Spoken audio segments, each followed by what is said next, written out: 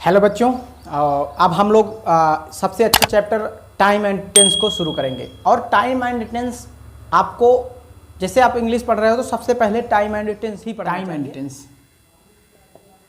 Time and tense इस chapter को हमें पढ़ना है डिटेल में।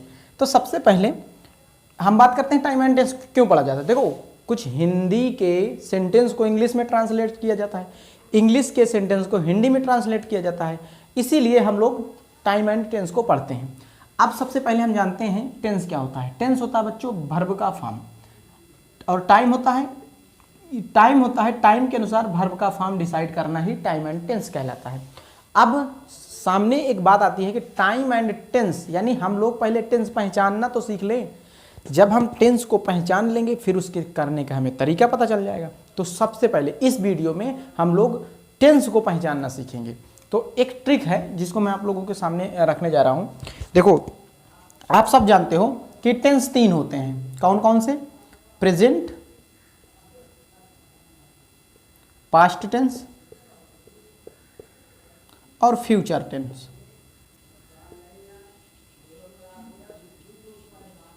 ठीक,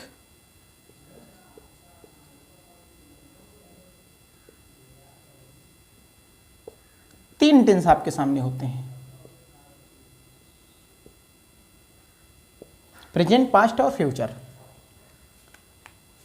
अगर मैं प्रेजेंट की बात करता हूं तो ये जब कभी हिंदी का सेंटेंस मिलता है तो उस हिंदी के सेंटेंस में लास्ट में आप देखेंगे तो आपको मिलेगा है, हूं और हो, इनमें से कोई एक मिलेगा।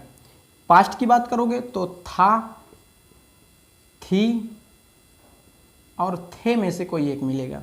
अगर फ्यूचर की बात करोगे तो गा, गी और गे में से कोई एक मिलेगा। बच्चों, ये आपके लेवल की बात हो रही है। जब ग्रेजुएट लेवल पे इंग्लिश को पढ़ा जाता है तो वहाँ ये चीज़ें नहीं होती।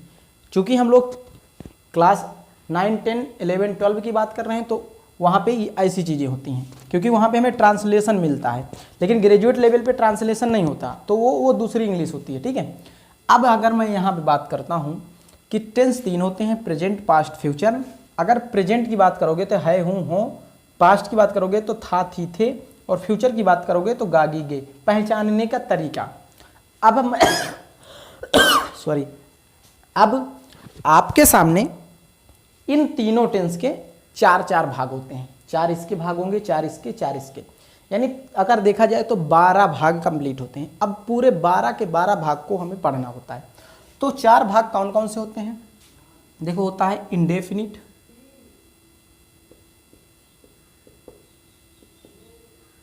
कंटीन्यूअस, परफेक्ट और परफेक्ट कंटीन्यूअस।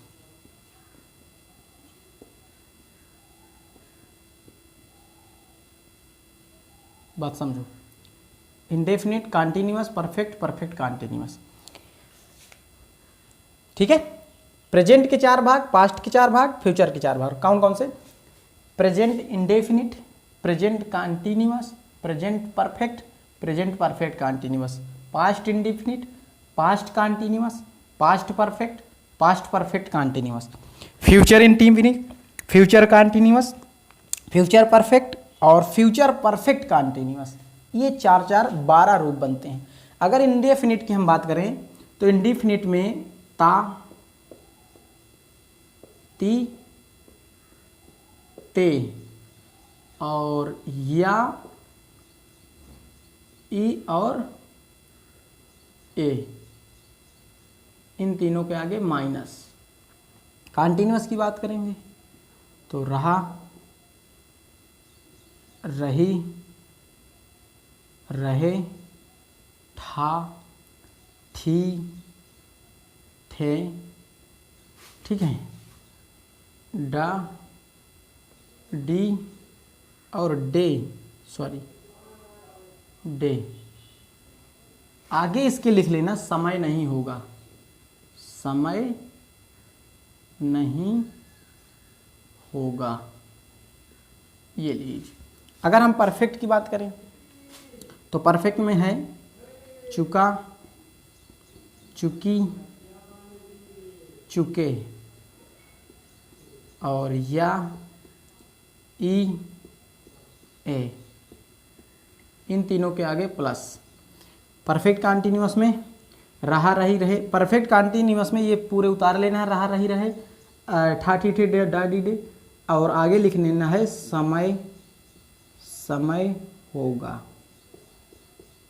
बात सिर्फ हो रही, अभी करने की बात नहीं हो रही, अभी पहचानने की बात हो रही कि अगर मैं एक सेंटेंस आपको लिख दूं हिंदी का तो उसको कैसे पहचानोगे, क्योंकि सेंटेंस कितने हैं, 3, इनके रूप कितने हो जाते हैं, 4 4 तो 12, यानी 12 रूपों में से कौन सा वो रूप है, इसको पहचानना हम लोग सीख रहे हैं।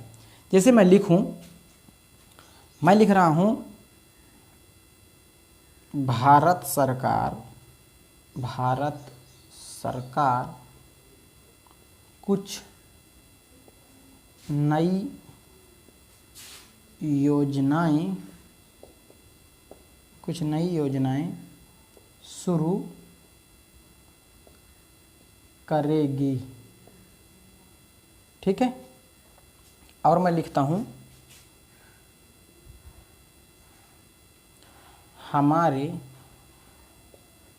हमारे देश में बहुत से जानवर रहते हैं। ठीक है, अगर मैं बात करूं सोहन अपने स्कूल जा चुका था। ऐसे सेंटेंस आपको दिए जाएंगे। अब ध्यान से सुनना, नहीं तो फिर बाद में दिक्कत होगी। अगर इस सेंटेंस की मैं बात करूं तो लास्ट में हमने क्या बोला कि हमें लास्ट में देखना है कि लास्ट में क्या लगा हुआ है, तो आप देखेंगे कि गी लगा हुआ है। अब जब आपने देखा कि गा लगा हुआ है तो आपके दिमाग में ये बात क्लिक करेगी कि ये फ्यूचर का टेंस होगा। किसका टेंस होगा? फ्यूचर का। बात समझ में आ रही भाई मेरे? फ्यूचर का टेंस होगा, लेकिन और कुछ इनमें से नहीं मिलेगा, तो ये फ्यूचर का होगा और इसको हम कहाँ रखेंगे? इंडेफिनिट में रखेंगे। किस में रखेंगे? इंडेफिनिट में रखेंगे। समझ में आई? यानी ये पास्ट और प्रेजेंट तो नहीं होगा, ये फ्यूचर होगा, लेकिन फ्यूचर हम किस में रखेंगे? इंडेफिनिट में रखेंगे। लेकिन हम यहीं पे देखें, हमारे देश में बहुत से जानवर रहते हैं, ये हाँ बता रहा है कि हम प्रेजेंट की बात कर रहे हैं, लेकिन प्रेजेंट में 4 रूप होते हैं। आज 4 रूप डिसाइड करने के लिए हमें उसके पहले आना होगा, तो ते मिल रहा है ता, तो ता मिल रहा है इसमें इंडेफिनिट, तो ये हो जाएगा प्रेजेंट का इंडेफिनिट टेंस। ठीक है, अब हम इसको देखेंगे। लास्ट में आपको था मिल रहा है और था यहाँ पे है, ये है पास्ट टेंस, लेकिन चुका कहाँ पे है? चुका आप देखोगे तो यहाँ पे है। अब जब ये चुका यहाँ पे है तो ये हो जाएगा पास्ट का परफेक्ट टेंस। समझ में आया? पास्ट का परफेक्ट टेंस। लेकिन मैं अगर यहाँ पे एक सेंटेंस लिखता हूँ इसी को सेम, सोहन, ध्यान देना, यही समझना है, सोहन घर जा चुका। अब देखो ये चुका आ गया, चुका आ गया, चुका यहाँ पे है। आपके माइंड में ये तो है कि चुका यहाँ पे है परफेक्ट, लेकिन आगे कुछ लगा है क्या? नहीं लगा। तो कैसे पता चलेगा इनमें से कौन सा है? तो इसके लिए हमें एक चीज हमको करना होगा, क्या? कि ये चुका तो आया इसमें का, लेकिन इस प्लस को देखना होगा और इस माइनस को देखना होगा। जब इन तीनों इनमें से कोई हो और इसके आगे कुछ लगा हो, चुका तो है लेकिन इसके आगे इनमें से कोई लगा हो, इनमें से था, थी, थे, गा, गी, गे, है, हु, हो से कोई यहाँ पे लगा होगा, तो वो फिर परफेक्ट में बनेगा। किस में बनेगा? परफेक्ट में। मान लो इसमें था लगा था, चुका था ना होता तो ये परफेक्ट का ना होता, लेकिन था के कारण ये हो गया पास्ट और चुका के कारण हो गया परफेक्ट, तो ये हो गया पास्ट का परफेक्ट। लेकिन यहाँ पे तो कुछ नहीं है ना भाई, तो जब यहाँ पे कुछ नहीं हो तो वो यहाँ से डिसाइड होगा। जब यहाँ से डिसाइड होगा तो मतलब ये पास्ट का इंडेफिनिट माना जाएगा। बात समझो इसको, पास्ट का इंडेफिनिट माना जाएगा। समझ में आया? अब देखो इसको बाहर करते हैं तो ज़्यादा अच्छे समझ में आए। हम सारे एग्जाम्पल दे रहे हैं आपको। इसका दे रहे हैं या ये का,